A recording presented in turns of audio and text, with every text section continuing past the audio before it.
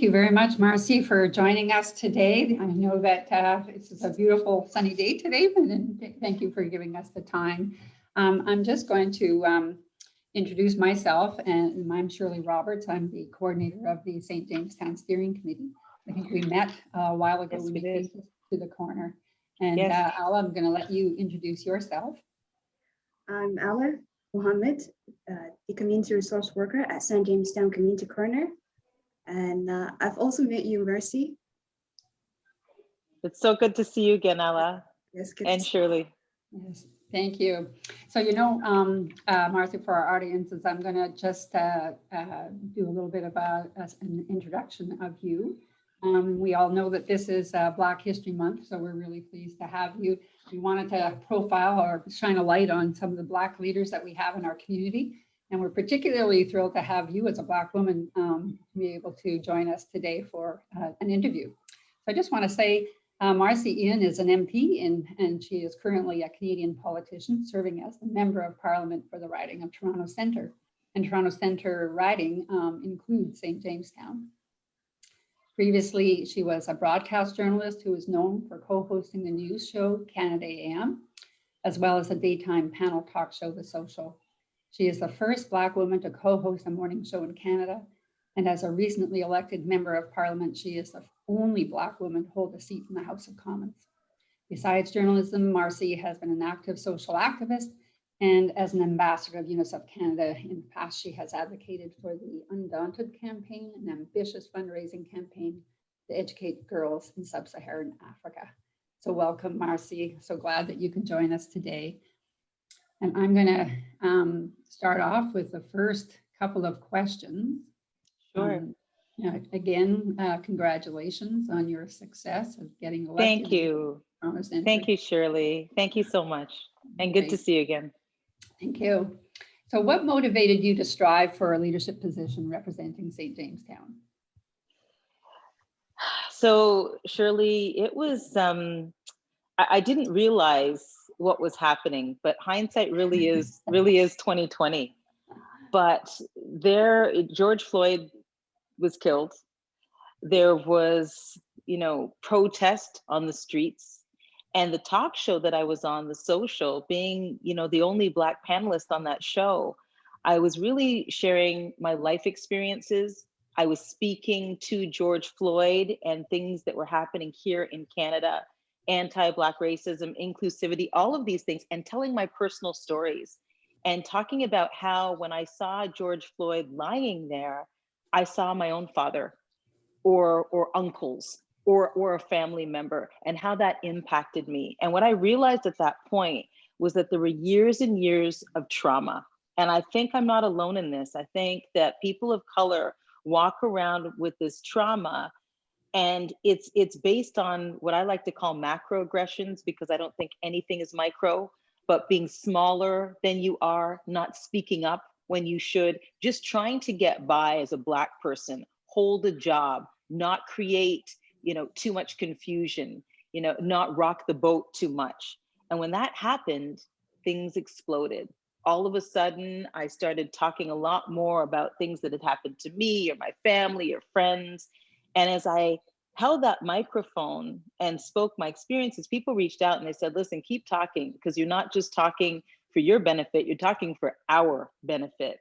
And then it came to a point when the riding opened up in Toronto Centre, I started to think about the way I was using my microphone and how else I could serve and what more I could do. I was born in St. Jamestown.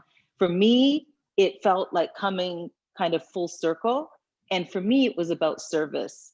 And I thought to myself, it's one thing to talk about these things and my vision for the country, and it's another thing to be at the table and also to show young people and others that it was possible to be at the table. And of course, I stand in the huge footsteps of Jean Augustine and Hetty Fry and others who've been there before me, but it's important to be there now. And so I took a leap of faith. I thought, I'm going to throw my hat in the ring. And, the people of Toronto Centre had their say, and I am so grateful. But really, Shirley, it's about service. I wanted to serve in a different way. After 30 years of journalism, I wanted to serve in a different capacity. Mhm. Yeah. Lived experience is so powerful in that, right? Yeah. So how were you supported to pursue your career as a leader? Well, I wasn't always a leader. At least I didn't see it that way. I didn't come from a family of journalists or people that could help me and mentor me along the way. I was very much alone in my professional journey. And there were people, that did give me good advice along the way, but a lot of it was really lonely. It was a lonely ride. And I really made it my business to become what I didn't have, Shirley.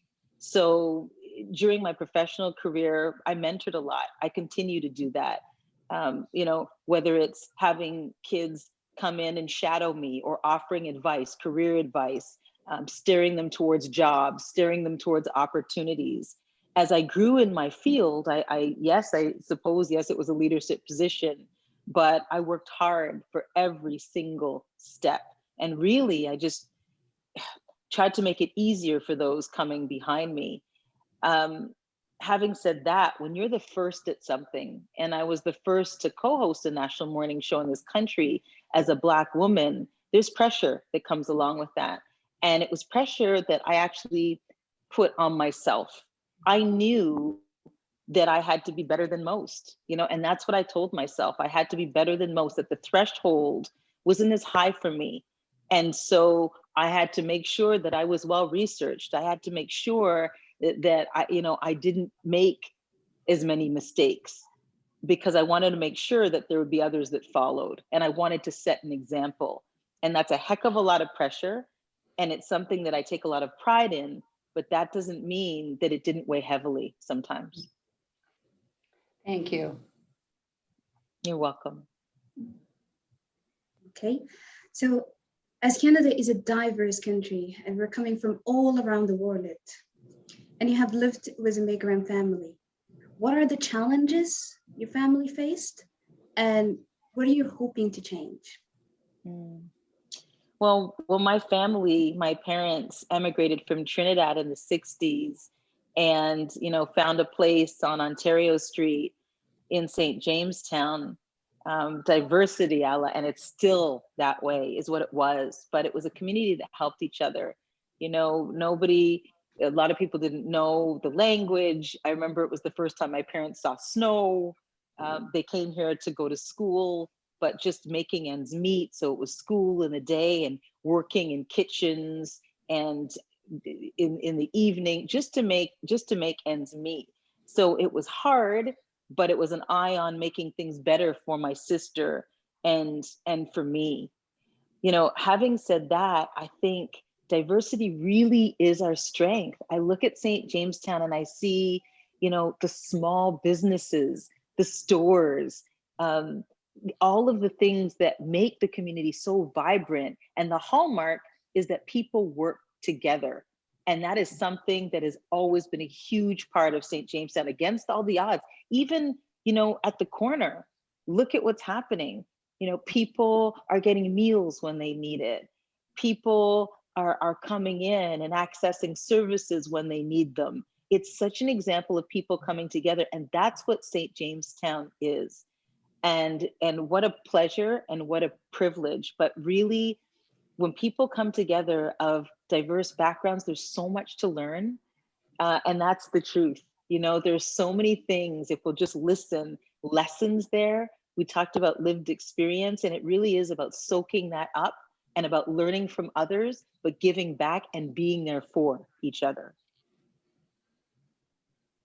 Yes, that was, diversity is a power, as you said. It is. It is. And I also would like to ask you about, as a Black woman, what are some obstacles that you face pursuing leadership roles? It took longer for me, Ella.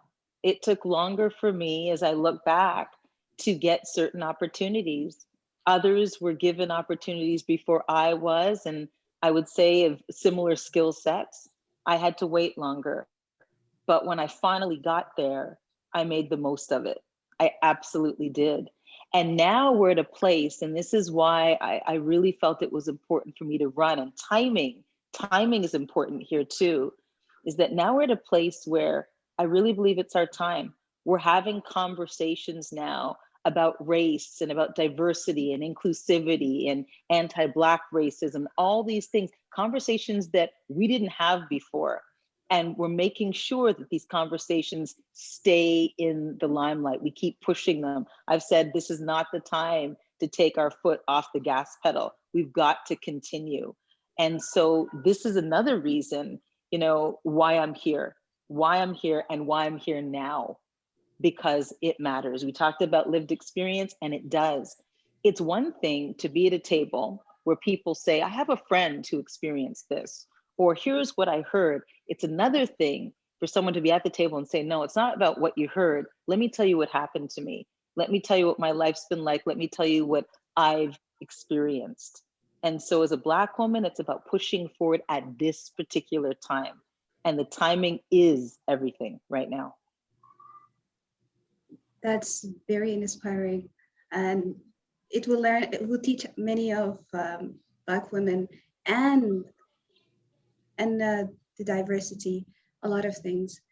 I'm gonna ask you another question is, what advice, this is when it's gonna be directly toward advice, would you give to people, to Black, Indigenous, people of color communities about leadership? It really is important to know that we all matter and that we really all can lead. Sometimes it's about finding a niche because it's about caring about something first, right? So finding your place and leading in that capacity. There's so many of us that feel, well, we're not significant enough, or, you know, maybe we think we don't know enough. And it's the things we tell ourselves that can be the most dangerous. I've sometimes thought, you know, the self-talk that I have, the things that I tell myself, I would never, ever say to my best friend. I just wouldn't. Sometimes I tear myself down. Sometimes I tell myself I'm not good enough, and I would never, and nor would you, or you, Shirley, say any of the things probably that we say to ourselves to those that are closest to us. So leadership is about really leaning into who you are and what you want to do, and understanding that you can contribute in this world, no matter where you come from. That's what it's about, because we can accomplish anything, you know, anything at all, if we work hard enough, if we push hard enough, and if we believe hard enough. We just don't, we're not good at the believing. And listen, I am guilty of that. We're not good at the believing in ourselves some of the time, and we've got to get better at that. Kids can lead. I mean, I've said time and time again that young people have taught me the biggest lessons about what's possible and belief in oneself. Kids can teach us so much. Thank you very much. So Marci, you know, St. Jamestown, you mentioned this earlier, you know, about how rich in resources it is. It's a large community, very rich in human resources. It is. But it faces a lot of challenges. What is Yes. your vision for St. Jamestown? I remember coming to the corner, Shirley, and talking about more community space and how it could be expanded, and maybe, you know, was it the basement at the corner that could be expanded so that, you know, classes could be held there, community events could be held there. It's so densely populated, you know, the community is, that we need more gathering spaces where people can come together and collaborate and do the creative things. We don't have enough open space for people to do that. So that is something that is very, very important. And I also think when we have more spaces like that, that's where mentorship happens. And we need more mentorship of our young people to show them what's possible, and to put people in front of them that are doing things, that can mentor, that can help. So for me, it's about creating more community space, safe community space, allowing those collaborations to happen. It's about empowering young people. It's about really supporting local businesses, because I really do feel that that's the bedrock of our communities within Toronto Centre. And then there are a lot of people, who are struggling. We have seniors that are struggling, especially right now during this pandemic, that are isolated, and others. And so mental health becomes a huge, huge component of all this too, and making sure that people have the help that they need. So there's so many things, you're right, but I do think that there are a lot of possibilities here. I do think that a lot can be accomplished when we work together. That's great. Thank you so much, Marci. That ends our interview today. Once again, thank you for your time, and you've given us a lot to think about. And again, also thank you once again for your service and what you contribute to our community. All the best. Shirley and Ella, thank you so much. Thank you for the great questions, and also thank you for everything that you do, because you're very much on the front lines, and it's important to check on the caregivers, right? Right. Check on the people that are giving so much to the community. Often we don't do that.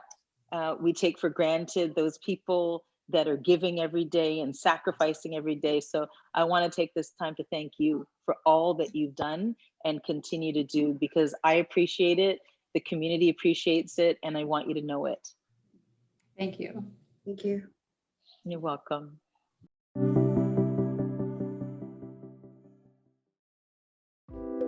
Please do not forget to like, comment, and share to our channel. Follow us on all our social media platforms. And for more information, please check out our website.